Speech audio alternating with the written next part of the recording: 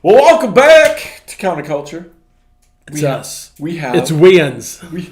we have a special friend with us today, a special producer.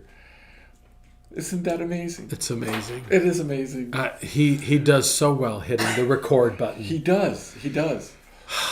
His future is without limitation. Yes. Our executive producer is MIA, but we have the next best thing. He's not making coffee for me. Hey, last time yes. we talked about moving forward in the year 2024. But something you said caught my attention. And really, we have a problem in life in general, but in the church, it's not there. We love copycat, right? Life, copycat ministry. If somebody does something, and we immediately I want to do that, or I got to do it that way. So one of the trip falls for 2024 is if we start deciding Trip falls. Mm-hmm. What are the I've trip never falls? heard of that. Is that a DeWittville thing? It's a Andyism. Trip fall, an Andyism. Right, a trip fall, right? A trip fall. One of the ways that we can trip and fall, trip fall. Trip fall. Isn't that fantastic? Oh, it's amazing. People, it's going to be a word. It's going to be in the dictionary pretty soon. Yeah. Okay. One of the ways that we trip fall is that you look at me and I look at you, and I start thinking I need to do ministry the way that you do it.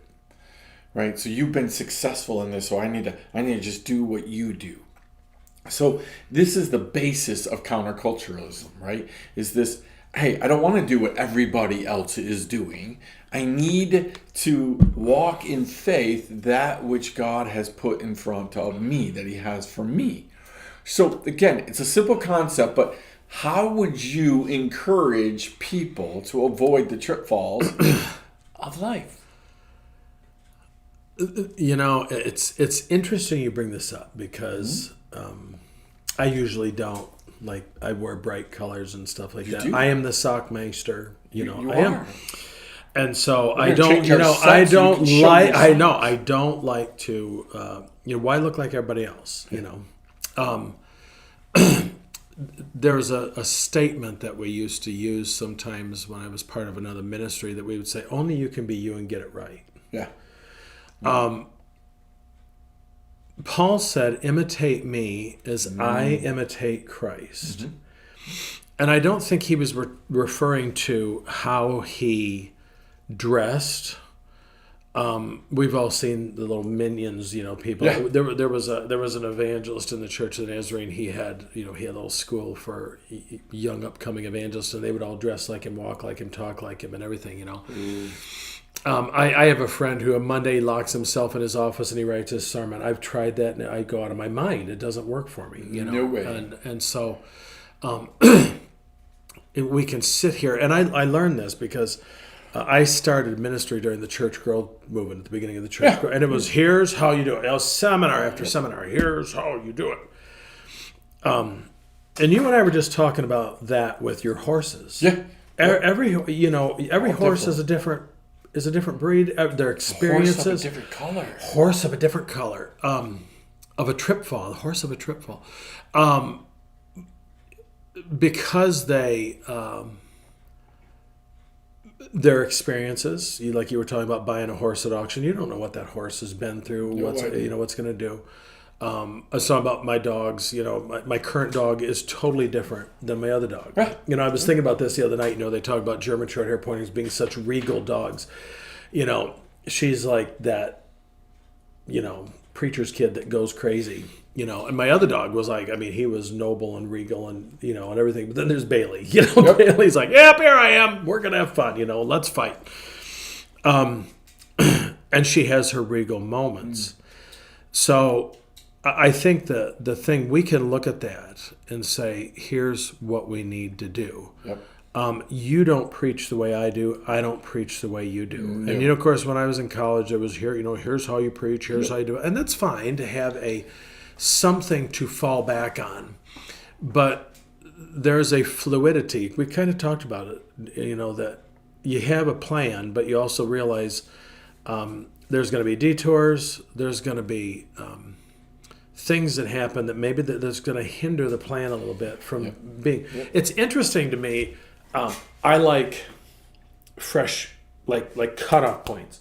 So like I put a little weight on during the holidays, but I'm like my doctor. I love my doctor. She goes, "We'll just start tomorrow, Mark."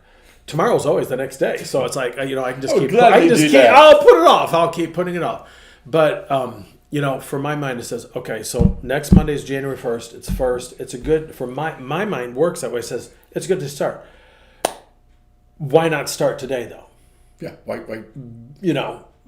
Because why put off tomorrow?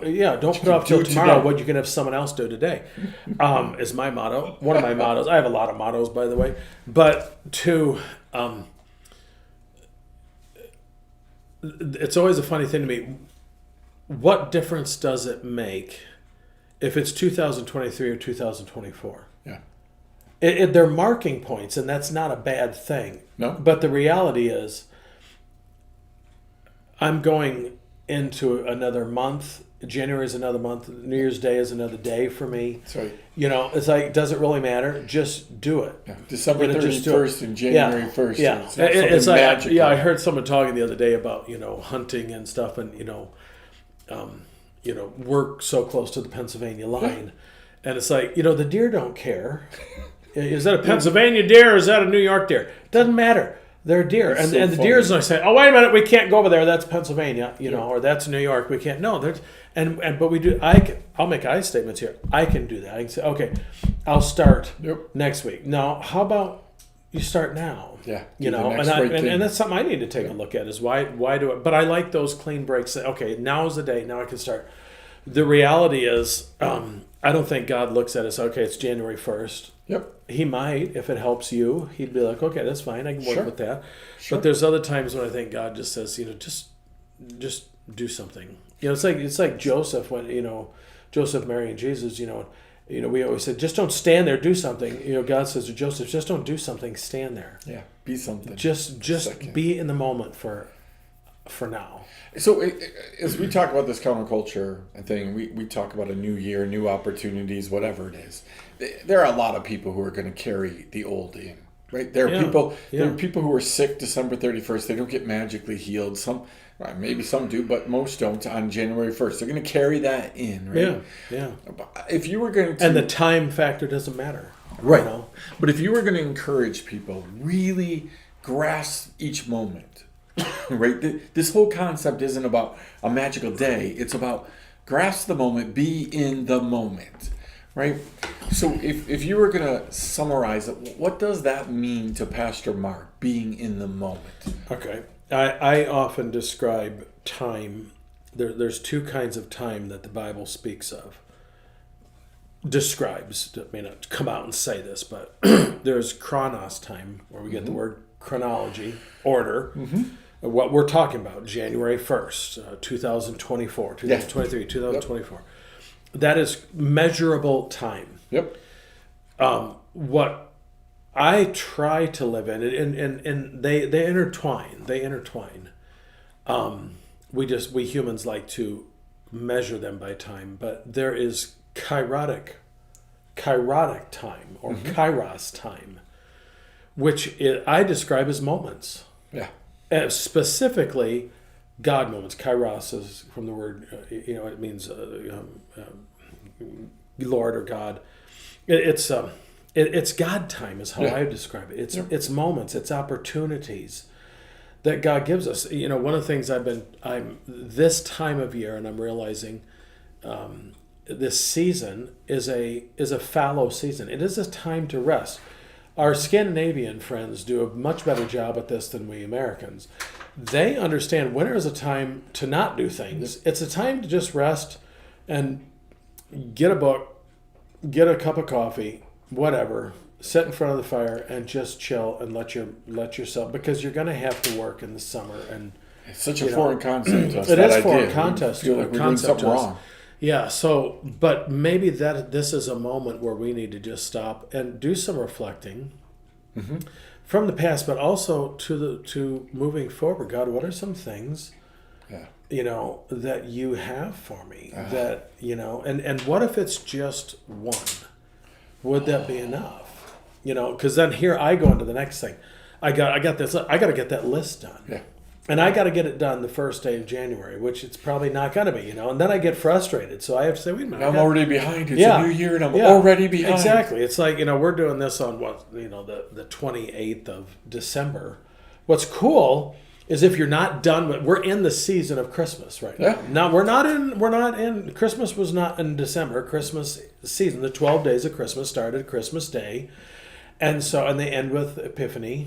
And the coming of the wise men, which is when they brought the gifts. So if you did not get your shopping done, you're fine. You have 12 days to get your shopping done. Less than that now, but you about get better 10 days. deals. And you get better deals, and you don't have to give your gifts until the 6th of January.